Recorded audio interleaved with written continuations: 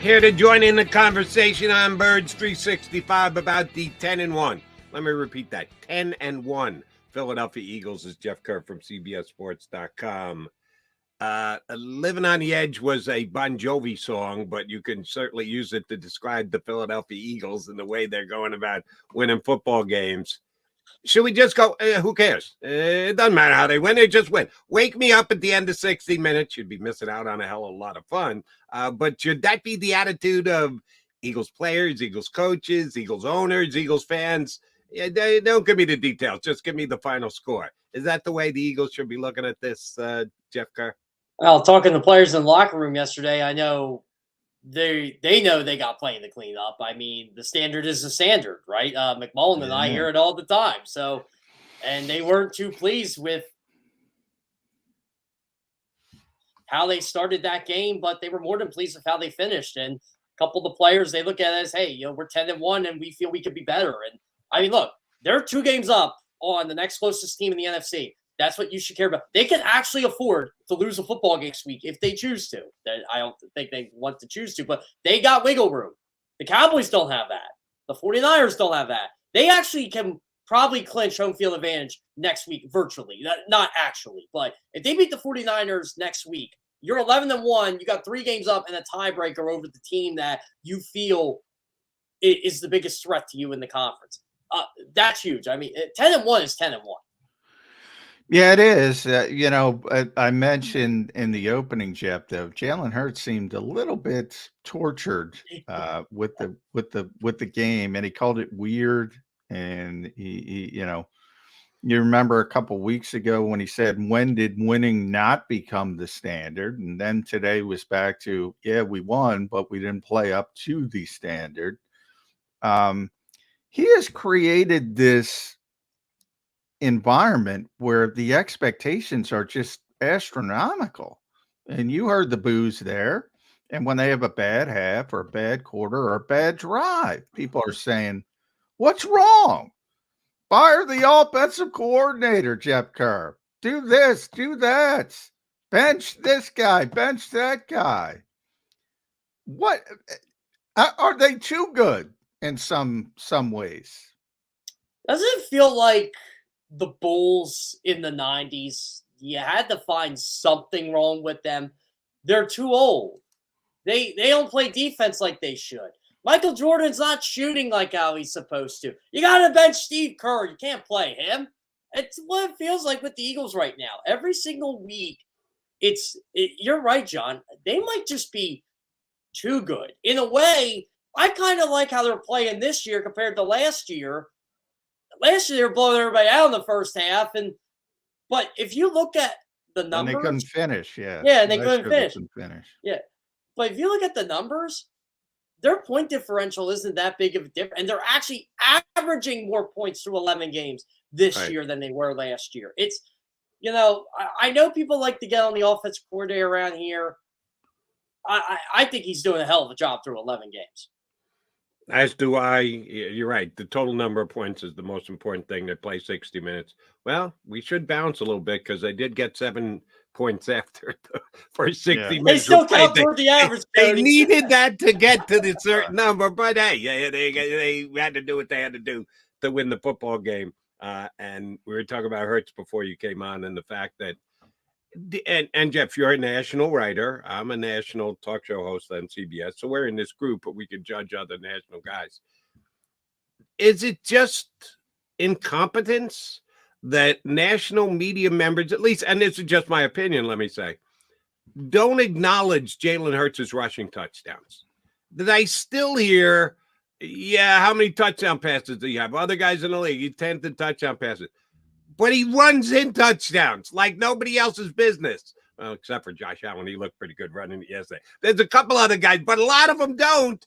And people just shrug off his rushing touchdowns. It's the same thing as a passing touchdown. Why don't people get it that Jalen Hurts should be given at least as much credit, if not more credit, for running in touchdowns than throwing touchdowns?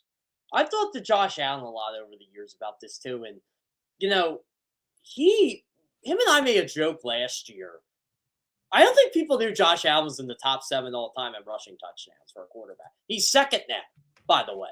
All still, time? yeah, all time. That's pretty impressive. Yeah, and Boy, he's tough to deal with, man. Boy, and I mean, that overtime drive, Jeff, they were like, they would run it on first down, get nothing. Yep. And then it'd be 3rd and 9, 3rd and 10, and he just find a way to convert. Yeah, he's tough to deal with. I thought he killed And, Jordan Davis yesterday. Jordan Yeah. Davis may have pulled more than a hamstring trying Yeah. to catch him.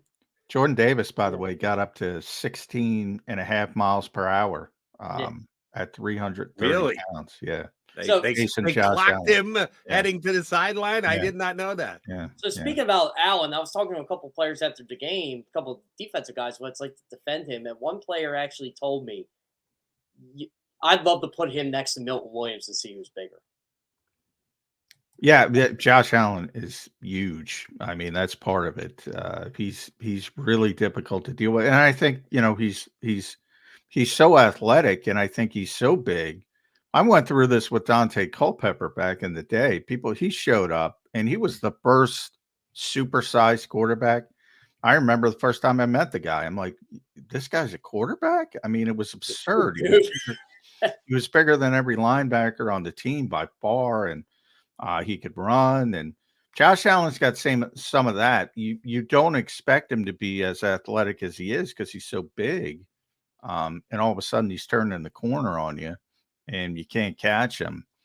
But overall, I thought the Eagles defense was kind of shaky. They give up 500 plus yards. I think you mentioned Milton Williams. I mean, that was a big loss. Yeah. I think people don't realize how good Milton's been playing this year. Then they had some injury. Fletcher went down, came back, left again, ultimately. Jalen Carter got banged up. Jordan Davis, as you mentioned, chasing Josh Allen. Zach Cunningham with the hamstring. We're not even bringing up the other side, the biggest injury, Lane Johnson. But are some of these injuries becoming a concern as we get on these weeks? And all of a sudden, here's San Francisco, and you got to worry about all these groins and hamstrings. Is that a concern? I think we're gonna have a pretty full injury report on Wednesday, there, John. Yeah, I'm a little concerned. Yeah, not having Milton Williams again, that guy's gonna get paid by somebody in free agency if the Eagles don't do it. Whenever he becomes a free agent, 2 years, I guess. So. Yeah, I think they're going to miss it. Hassan Reddick looked a little banged up yesterday too. I mean, he was, Spencer Brown did a pretty good job on him yesterday, but still, like Josh Allen was having him on skates, and I know the field had a lot to do with that and the conditions. But yeah, I mean, they play him and Josh Sweat way too much. I mean, I don't know. Man, the numbers, because what would 95 defensive plays the Eagles were on the field now. Part of that is overtime, but the overtime drive, I think, was 12, 13 plays. So did you see Reed Blankenship? He's like a 116. Yeah, 160. He had not missed a special teams or defensive snap. That's incredible. Yeah, I'm going to call him Lou Gehrig from now on. Shades of Malcolm Jenkins. Yeah. Playing every single snap.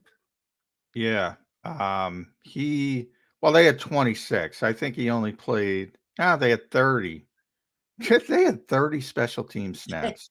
So he didn't play every special team snap. I thought he did, but that's a lot. So he played 95 on defense, 21 on special teams. He was 100% obviously on defense, 58% on special teams. So not quite Malcolm levels, but when you get to 116, I mean, yeah. He had a day. That was the one thing, Jeff. Everybody was exhausted. Oh, Slade was telling me about that before all the cameras came on. He goes, man, I'm beat. He said, paraphrasing. I'm blank time. He had to carry. he had to follow Diggs around. Oh yeah, that's what he said. You try chasing around Stephon Diggs all day, and Bradbury, a couple of those guys are laughing after he said it, but he was beat. All right. So let me question Sean Desai here. Chasing Stephon Diggs around all day. He sure as hell didn't in the first half. The Eagles sat in zone in the first half. There was no man-to-man in the first half, and Josh Allen found so many receivers down the sideline, past the corner, before the safety, 23-yard gain. He just doesn't even have to throw a perfect pass. Just a good, strong on the line pass, and you get 23 yards. And then in the second half, they go, oh, spit, we're behind. Maybe we better go to man. Maybe we better let Slay take their star wide receiver. Is that going to be the modus operandi of the Eagles? Just let them get a big lead. We'll play our zone. We'll stick to our Fangio way of doing things until we fall behind by double digits and then get more aggressive in the second half. Is that the way it's going to play out for the last 6 regular season games too, Jeff Kerr? I think the biggest asset for the Eagles is the 12 minutes they have in halftime. Whatever they can talk about. John and I know halftime in the NFL is the shortest halftime. Getting an orange slice and taking a lead. Yeah, exactly. I have to grab my drink before halftime even starts. That's just basically how it works now. So I'll just say this: it's whenever they change in there, I think it's okay. Yeah, we're like you said, Joe. Okay, we're gonna do this. Okay, we're gonna do this. Okay, good. This is what we're gonna. We'll have Slay trail digs. We'll have Blankenship play up top. Okay, or in the box or whoever it is. You saw more Sidney Brown in the second half too. They make those quick changes, and you're right. It just seems to be okay. We're down, so this is what we're gonna do. I don't think it's that extreme, but it does feel like it. The Zach Cunningham injury, and I bring this up because Shaq Leonard is visiting Dallas, I believe, tomorrow, scheduled to visit Dallas tomorrow. Is this going to be a battle for Shaq Leonard between the Cowboys and the Eagles? Doesn't it feel like that the Eagles were interested before this injury, and now I think Howie might be on the phone today. I mean, yeah. I mean, you didn't need him before yesterday. You need him now. You don't believe in Christian Ellis? Not like I do Shaq Leonard. Those 2 plays, Christian Ellis, back to back. First, he blitzes, comes in, tackles a running back. I think he actually made contact with him before the ball left Josh Allen's hands. I think he got his hands on the running back before the running back actually touched the ball. And then the next play, he gets completely sucked into a play and is out of position, and the Bills get a big play. So he had the yin and the yang of it. A phenomenal play, one play, and then oh my God, what the hell's he doing? Second play. It's gonna cost for Shaq Leonard. Shaq Leonard's agent, if he's smart, knows if he's got 2 teams bidding against his service, he can actually make some decent money signing. 2 rival teams on top of that. Right. Yeah. It's going to be interesting, and maybe Shaq Leonard kind of indicates which team he believes has the better chance. If that's the case, you would think it would have to be the Eagles, but we'll see how that shakes out. The one thing we talked about, 95 snaps, guys, we've been talking about it for weeks now. The edge rushers. Hassan Reddick was at 83. Josh Sweat, 81. I mean, and BG was his normal-ish 26. And then Nolan Smith, 11.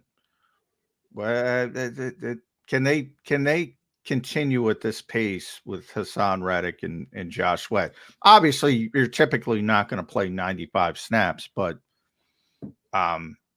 they weren't letting up on them because they played 95 snaps. No, so that's what concerned me with the whole Derek Barnett personal reasons thing, and then him eventually getting waived. That was valuable depth for them. And I don't think they think Nolan Smith is ready yet. And defensive ends, edge rushers, it usually takes them a while anyway. But it's clear that it didn't affect Nolan Smith's playing time. He's still only playing 11 snaps. So going with those 2 and the 30, how old's BG? 35? 35, yeah. Yeah, he's my age. So, yeah, that's a risk. And if you don't have Milton Williams or banged up Jordan Davis and banged up Jalen Carter, you're going to have problems in probably the biggest strength of your football team. And I know this is really difficult to do. And if you guys have an answer to this, I'd appreciate it. And I'd be very impressed. The snaps that Nolan Smith is playing, is there a rhyme or reason to them? Is it a specific down and distance? Is it a setup where they go, all right, this is a Nolan Smith play, let's send him in there? Or is it just 10 random plays where they go, oh, Sweat's been in there for 18 consecutive snaps, we better get him the hell off the field? I'm having a really tough time determining how the Eagles are determining when they do or don't put Nolan Smith on the field. I would have bet good money that Smith was getting 20 snaps yesterday. No Derek Barnett. He's out of the game. He can't. And and John said, well, they are staying in their lane with BG. And that's what BG is. And that's when BG thrives. The Eagles had one sack yesterday. Who got it? BG. So I think they know exactly how they want to play Brandon Graham. I have no idea how they're playing Nolan Smith. Either you two guys, by judging when he does it, get his very infrequent snap gets in there as to what they're doing or what they're trying to accomplish or what they think of him? Well, yesterday there was a clear plan because Milton was out. So typically when they use 50 fronts, 5-man fronts, it's Jordan Davis, obviously in the middle, Fletcher Cox and Milton played 4-eye, and then Reddick and Sweat are the edge rushers. That's typically what they start with their 5-man front. They didn't have Milton yesterday, so they started with a 40 front. When they did go to 50, it was Davis, Cox, Jalen Carter, Nolan Smith, and Brandon Graham. So yesterday, they were using him in those 50 fronts so there was sort of a domino effect without Milton Williams. Typically, leading up to this game, no, I think it's more to what you said, Jody. No rhyme or reason. I'll throw him out there for a play. Usually before, it would always be in 40. It would always be with 4-man, just playing the edge, wide 9, whatever. But this, they had a specific plan, but they went without Milton Williams. They didn't play as much 5-man fronts as they typically do, which kind of tells you what we've been talking about. They really value Milton Williams, and they want a completely different way of playing defense for the most part up front without him. Well, what were they in when Marlon played? Because he got some snaps. He made a pretty big play yesterday, as a matter of fact. Marlon played in both. Marlon played a lot of snaps. He was in 50 yesterday. Yeah, he was in both. He was in 50 and 40. He played like 30-something snaps, which are hell of a lot more than Nolan Smith did. Yeah, so they remember Fletcher left, so Fletcher only played 22 snaps, so that helped Marlon as well. True. He came back for a small portion, and then he left again, and he was ruled out for the game. So Fletcher's, again, 22 for Fletcher. I mean, Fletcher's typically, in a 95 snap game, Fletcher would be up in the 60s, I would imagine. So that elevated. And Jordan Davis played by far a career high 62 snaps. And he played in 40 and 50. So everybody had to toggle back and forth when the injuries started. But if you remember, Jeff, they came out in 4-man fronts. Typically, they start in a 5-man front. And they want to stop the run right away, get third long, et cetera, et cetera. And they shipped it up, which, they were able to persevere without Milton Williams. But they did do a good job against the run yesterday, all things considered. Yeah, against the running backs, they did a really good job. Against Josh Allen. No, not against Josh Allen. But Josh Allen's an alien. Tony Romo called him an alien years ago. I've believed him ever since. You're playing Lamar Jackson. You're going to give up some yardage to the quarterback. You're playing Josh Allen. Tonight, Justin Fields, you're going to give up yardage to the quarterback. It's just part of it. They kept the running backs under 3 yards a carry. That's not bad. The Ravens have, in my opinion, the best defense in the NFL. Yeah, even better in Cleveland. And Justin Herbert had a 37-yard run last night. You're just like, well, how did he do that? I'm like, because he's Justin Herbert and he's athletic and he's good. It even happens to the best defenses. So, yeah, every time a quarterback runs for like those yards like Josh Allen did on that touchdown, I'm just like, these guys are good. All right. Eschewing the fact that I'll probably get ripped here on the stream. because I'll mention something is to be questioned and not just waving Eagle pom-poms. I said this about the Chief game last week. Eagles have talent. Eagles have toughness. Eagles have the clutch gene. Man, did they show the clutch gene again yesterday. Thank you, Jake Elliott. They're the best clutch team in the NFL. It's not even close. It's exactly right. But add a little luck in. Never hurts.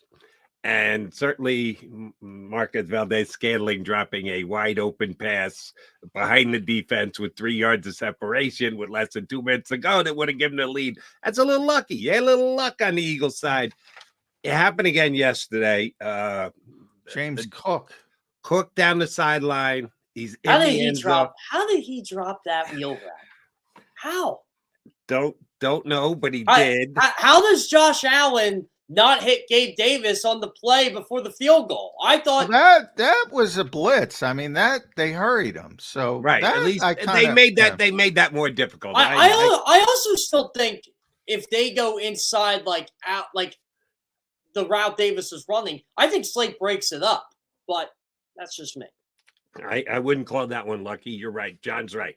They're eventually lucky, but lucky was caused by Eagles defense and rushing Allen and making him throw the ball before he wanted to. 2 other ones I want to touch on. The A.J. Brown catch/drop that they didn't review. It was called I'm glad you brought that up, Jody, because we can't see that great, and I didn't see the replay. We I was surprised. I was surprised they didn't challenge that. Because Sean McDermott I like the guy, but I don't think he's holding that head coach. Yeah, I think he's holding that team back big time. And I'll give you my opinion on it. Yeah, I was watching on TV with a monitor with the volume. I don't think they would have overturned it. It was one of those cutting edge, really close. He definitely had control of the football. He definitely took a step. Did his second foot come down before the ball came? It was dangerously close. Now, because they called it incomplete on the field, I don't think they would have overturned it. So if they had challenged, my guess is that would have stayed as an incomplete. But it was this close. It was really close. It could have got, if they had called it a fumble and they'd gone to review, I think they would have kept it as a fumble. How many times we see this every week in the NFL, both you guys? Yeah. They don't overturn calls unless it's blatantly obvious that the ref on the field made a mistake. I got to be honest. I thought it was live. I thought it was a fumble. I thought it was bang, bang, but I thought it was a fumble. And I was surprised it wasn't looked at. But you're probably right. If it were that close and they obviously called it incomplete on the field, they're probably not going to overturn it. Vice versa, if they called it a fumble, they probably would have kept it. But I thought, naked eye, oof, that looked like a fumble. Which is, again, what I'll say. Sorry, Eagle fans, I can't stand what you said. And as will the Eagles in their play, they hate to hear the word luck. Sometimes you get a little lucky and you take it, and you cash it in, and you move on. But they were a little bit lucky. My response to that: you have to be good to be lucky, and lucky to be good. That's true. You make your own luck. You got to be in a position to take advantage of luck. Yeah. And that's where the Eagles kind of set themselves apart. I'm telling you guys, the Eagles really are the anti-Cowboys. They are. The Cowboys blow out everybody, but when they play a good team, they don't create their own luck. And, you have a quarterback who gets sacked. All right, well, all right, let me bring up the biggest reason I've heard from the haters over the past week. You have haters, John? I wasn't aware. Shockingly. The biggest one I hear is point differential, Jeff. The Cowboys, I think, are plus 3,000. The Eagles are like plus 60. Of all the stats I hate in sports, point differential is the one I can't stand because the Bills have an amazing point differential and they're 6-6. Yeah. I hate it. I hate it in baseball. I hate it in basketball. I really hate it in basketball. Oh, it's an annoying sport. Annoying stat. Yeah, it's best in hockey than it is any other sport. But let me give you the one other one that I thought was a little lucky. And again, you guys didn't have to deal with this because you were in the press box. Did they keep the volume on the TV up in the press box, or did they mute that? No. We got the whole pregame festivities yesterday, though, John. All right. I'm not talking. Did you hear that all that BS going on back there? No, no. They had so you know how they play like all the music like Alan like out in the stand when they're warming up. Yeah. We had to hear that yesterday, me and DeCheco, and Really? we're just like, this better not be all day because we were trying to write stuff pregame yesterday, and we're hearing all the '90s stuff and all the party in the USA and all the. Well, BS. I did. Yeah, I heard the '90s music, '80s music. I guess they went with Rob Bass at halftime, but Yeah, they went with Rob Bass, but yeah, I don't know. I'm talking about in-game announcing no. Nance and Romo. And Romo just annoys the snot out of Eagle fans, understandably so. He was getting crushed. He's a good announcer. He's a very good announcer. He's not as good as he was. I don't even know if he was. We had that discussion. I think they toned him down because as do I. I'm not commenting. I am not commenting. All right, CBS guy. You just confirmed it. I'll do the commenting. Yesterday on the play, Hassan Reddick grabbed both the front and the back of Josh Allen's jersey, which you're allowed to grab the front. And oh, by the way, he ripped it about halfway down his chest, but he also got his hand into the back, and he was out of the pocket, so it could have been considered a horse collar tackle. Now, Allen did what he's good at, and so is Mahomes. He gives that little half toss to avoid the sack. He takes the intentional grounding, so it ends up being the same as the sack. The only thing you're doing is not giving a defensive player credit for the sack. It ticked off Josh Sweat last week. It should have ticked off Hassan Reddick yesterday, but Hassan couldn't really get ticked because he did. He got the back of the jersey, and they could have called the horse collar tackle, and they didn't. And Romo and Nance were just continually how do they not see the horse collar? They're reviewing it. How do you not review if it's a horse collar tackle? Well, because horse collar tackles aren't reviewable. They were only reviewing the was it or wasn't it an intentional grounding penalty. They were right. They overdid it, but they were right. It was a horse collar tackle. No, they were right. The refs just missed that. So when you get a missed call that was pretty blatant and obvious, and that's a huge difference. A horse collar tackle is compared to an intentional grounding. That's a 30-yard difference right there. And the ref was right on top of it, and somehow he missed it. Plus the debatable call on the fumble with A.J. Brown and the drop touchdown pass down the sideline on the wheel route. There's a little luck involved yesterday. We got to acknowledge the fact that the Eagles got a little lucky, right? Yeah, so sometimes during the game, especially if it's a CBS broadcast, I will put on the headset and while watching the game on the field, listen to Nance and Romo. I still can't get over how well Nance called that winning touchdown yesterday. Jim Nance has had some great calls, and a lot of them are scripted, of course, but that one you can't script. And I didn't see it right away because it was on the far side of the field. But then when I watched the replay and saw Kelsey make that block, oh man, I think it was on Dotson. Romo caught that right away. That's I was like, great ball play. I asked Jalen Hurts about that play. By the way, the Eagles used motion with DeAndre Swift. Motion worked, helped them, and opened up the other side of the field. So maybe they'll use. They ran a lot of 21 a little bit more in the first half yesterday. Yeah, they've been using a lot of 21, a lot of 10 without Dallas Goedert. So a little bit of change. All right, I'm going to make a declarative statement, and I want your reaction, both you guys. Jalen Carter is the best pure football player on the Philadelphia Eagles. Ooh, this is tough. I'm just watching Baldy's breakdowns this morning. I would got a Jalen Carter, but this guy's unbelievable. I'll tell you what, field goals. He's top three. He almost made an interception on a spike in Kansas City. He was that close. He's beaten play. I hate to bring up Aaron Donald because Aaron Donald, but that's the only other guy. He beats guys immediately. It is unbelievable when he gets and he doesn't. The Eagles are being very cautious with him as a rookie. I'll say there's one better. There's one better than Carter, Lane Johnson. Boy, Lane is phenomenal, and we have to talk about Lane's injury. But I think Jalen Carter's better. I'm not going to disagree with you. I mean, it's either Lane Johnson or Jalen Carter. We're going pure football players That's here. how good he is. He's insanely good. It's it's, you know, as soon as he gets you, and obviously, and we saw it with Jordan Davis as well.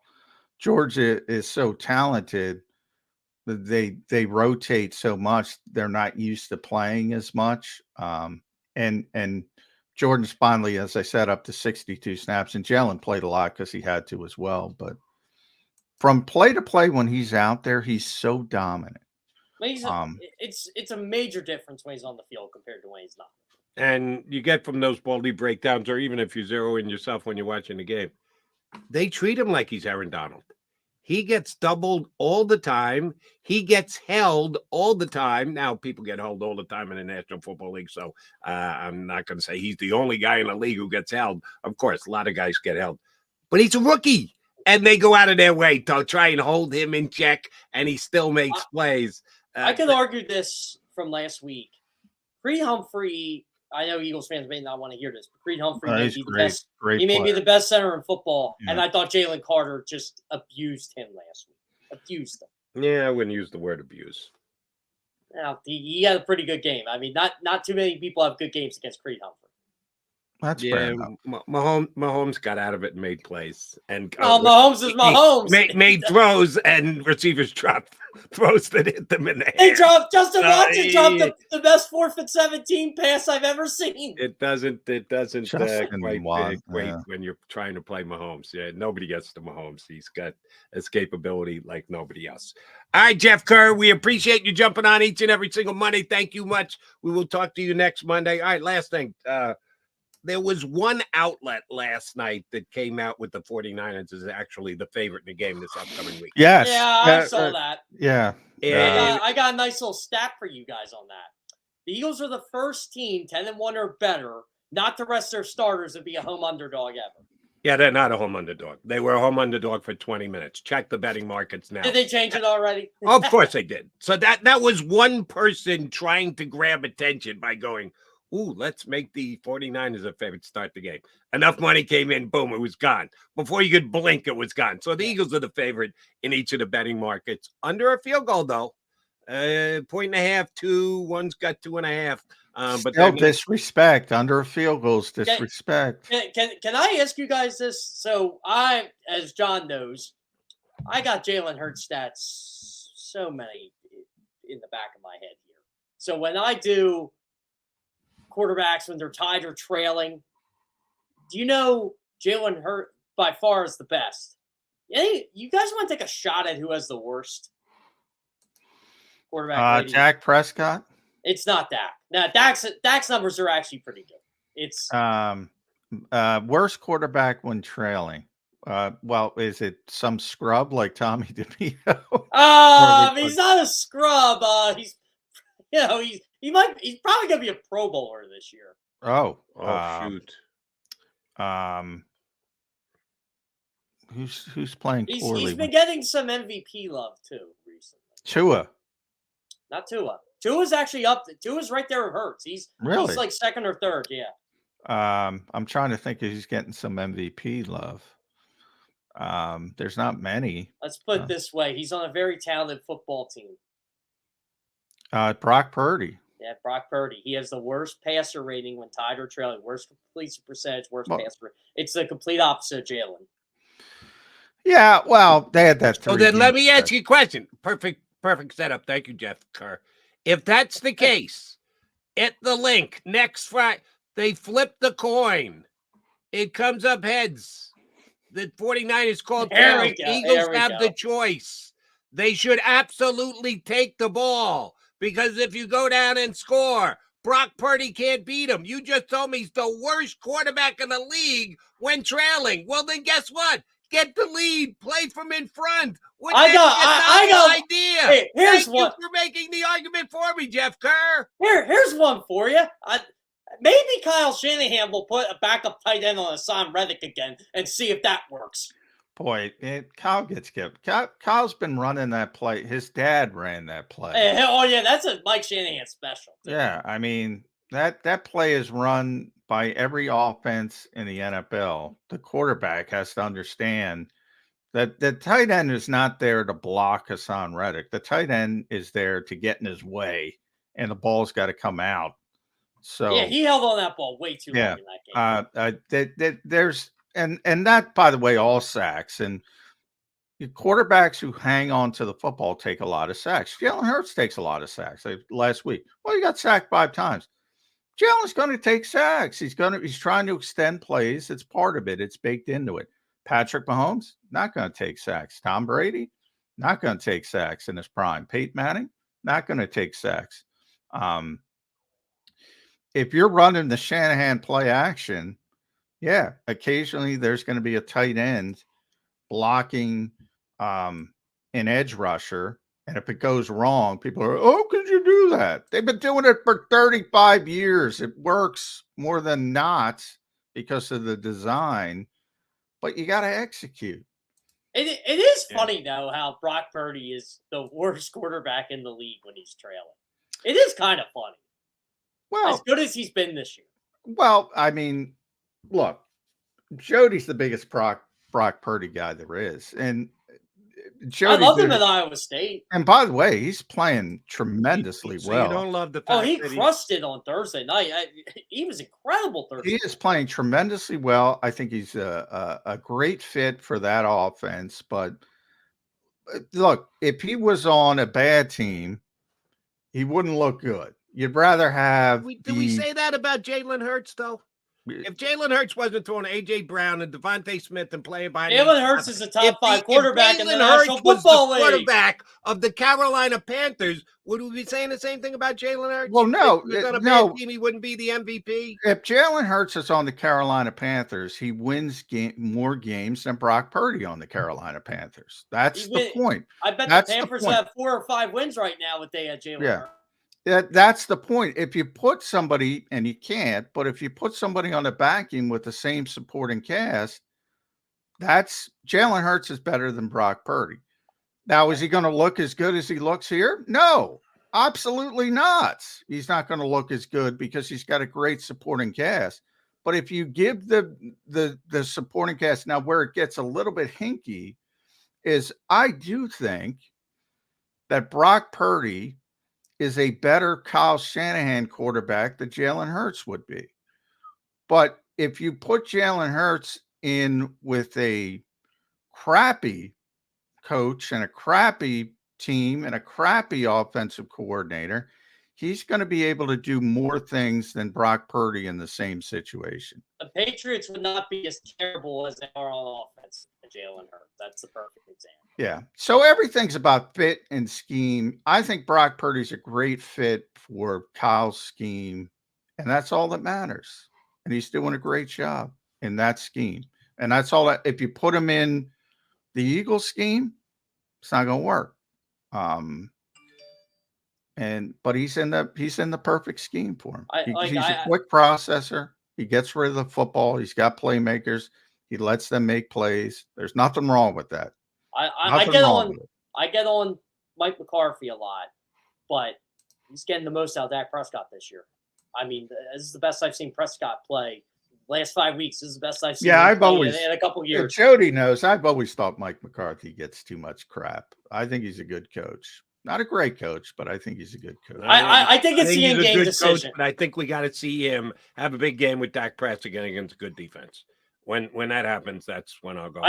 You know what, John? I think it's the in-game decision. His ability to call plays. I've always liked him as a coach. I think he's a motivator. I think he's a smart guy. I think he handles his staff well. I just don't think he's ever been anything special as a play caller. The players like him. I know that. That's being the head coach. My question on McCarthy is McCarthy calling plays.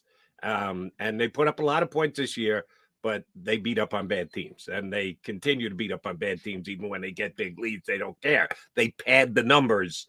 We'll see. They got they're trying to up their NFL playoff ranking. You know, they think there's a selection committee every Tuesday that picks the playoff ranking. How did Dak and McCarthy fare against the 49er defense this year? Not well. Not good. They're the Penn State. A wise man told me they're the Penn State of the NFL. They have the worst strength of victory in the league.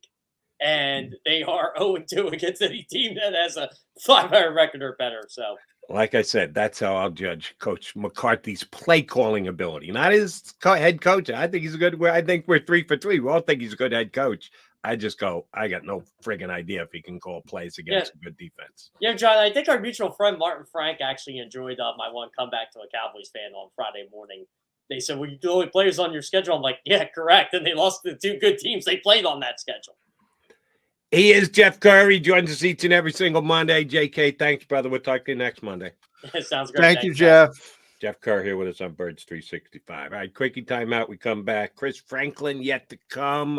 We'll talk to him in a little over 10 minutes here on Birds 365. Go to get your